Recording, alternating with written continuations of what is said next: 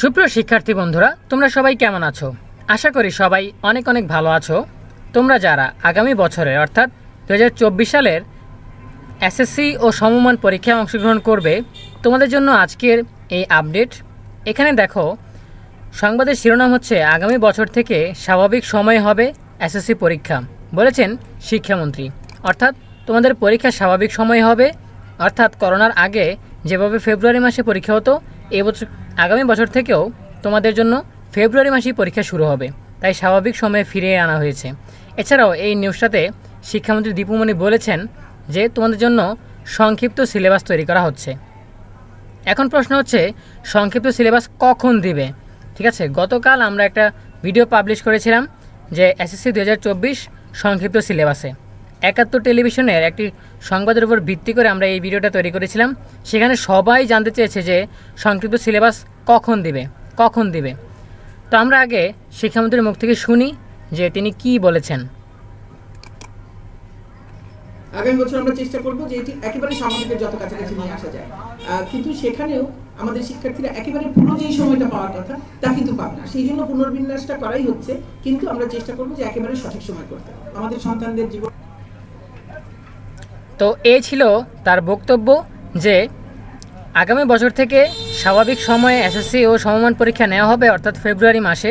সেই জন্য শিক্ষার্থীরা যেহেতু সময় কম পাচ্ছে, এই জন্য সংক্ষিপ্ত সিলেবাস তৈরি করা হচ্ছে।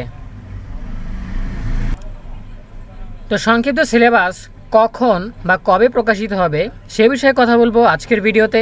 ভিডিও শুরু করার আগে সবার কাছে ছোট্ট একটা রিকোয়েস্ট করছি, যারা এখনও আমাদের চ্যানেলটিকে সাবস্ক্রাইব করনি তারা এখনই সাবস্ক্রাইব করে রাখো, তাহলে পরবর্তীতে তোমাদের জন্য প্রয়োজনীয় সকল শিক্ষণীয় আপডেট সবার আগে পেয়ে যাবে। আর যারা অলরেডি সাবস্ক্রাইব করেছো তোমাদের সবাইকে জানাচ্ছি অসংখ্য ধন্যবাদ। দেখো, নিউজটা প্রকাশিত হয়েছে এখন টিভি থেকে। এখন টিভি হচ্ছে নতুন একটা চ্যানেল। তো এটা যে বিশ্বাসযোগ্যতা নেই এমন আমি বলছি না, কিন্তু এটা একটা নতুন চ্যানেল। কোনো নির্ভরযোগ্য চ্যানেল বা বড় বড় চ্যানেলগুলো কিন্তু এ বিষয়ে এখনও প্রচার করেনি। এমনকি শিক্ষা সম্পর্কিত যে কোনো চ্যানেল রয়েছে বা শিক্ষা সম্পর্কিত যেসব পত্রিকা রয়েছে বা ওয়েবসাইট রয়েছে, সেগুলোতে কিন্তু এখন পর্যন্ত এই নিয়ে কোনো আপডেট আসেনি। আবার আমরা যদি শিক্ষা বোর্ডের ওয়েবসাইটগুলোর দিকে তাকাই, দেখো এটা হচ্ছে মাধ্যমিক ও উচ্চ মাধ্যমিক শিক্ষা বোর্ডের অফিসিয়াল ওয়েবসাইট। তো এইখানে আমরা নিচে যদি স্ক্রল করি, এসএসসি কর্নারে 2024 সালের এসএসসি পরীক্ষার সংক্ষিপ্ত সিলেবাস নিয়ে কোনো নোটিশ নেই। আবার এখানে লেটেস্ট যেই নোটিশগুলো স্ক্রল করে যাচ্ছে, এখানেও কিন্তু 2024 সালের এসএসসি পরীক্ষার সংক্ষিপ্ত সিলেবাস নিয়ে কোনো কিছু বলা নেই। ঠিক আছে, এছাড়াও আমরা যদি এনসিটিভির ওয়েবসাইট চেক করি, এটা হচ্ছে জাতীয় শিক্ষাক্রম ও পাঠ্যপুস্তক বোর্ড এনসিটিভির অফিসিয়াল ওয়েবসাইট। এখান থেকেই সাধারণত সংক্ষিপ্ত সিলেবাস প্রকাশিত হয়। তো এখানে শিক্ষাক্রম অপশনে গেলে এসএসসি ও এইচএসসি পরীক্ষার পুনর্বিন্যাসকৃত পাঠ্যসূচি দেখা যায়। তো এখানে যদি আমরা ক্লিক করলে সকল বছরের সংক্ষিপ্ত সিলেবাসগুলো আসবে। তো এখানে আমরা দেখব যে 2024 সালের সংক্ষিপ্ত সিলেবাস এসেছে কিনা।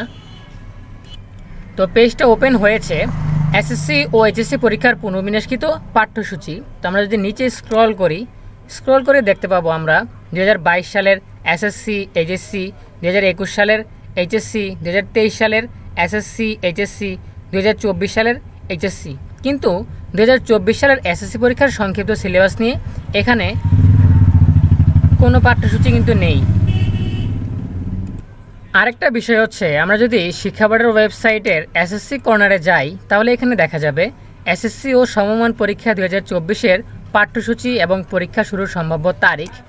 এই নোটিশে কিন্তু আমরা দেখেছিলাম, এখানে লেখা আছে যে 2024 সালের এসএসসি ও সমমান পরীক্ষা পূর্ণাঙ্গ পাঠ্যসূচি অনুযায়ী অনুষ্ঠিত হবে, অর্থাৎ ফুল সিলেবাসে। অর্থাৎ এখানে কিন্তু বলা হয়েছে যে তোমাদের কোনো সংক্ষিপ্ত সিলেবাস দেওয়া হবে না। এটা কিন্তু চলতি মাসের 10 তারিখই এই ঘোষণা দিয়ে দেওয়া হয়েছে। এখন শিক্ষামন্ত্রী মিডিয়ার সামনে এরকমটা বলেছে যে সংক্ষিপ্ত সিলেবাস তৈরি করা হচ্ছে।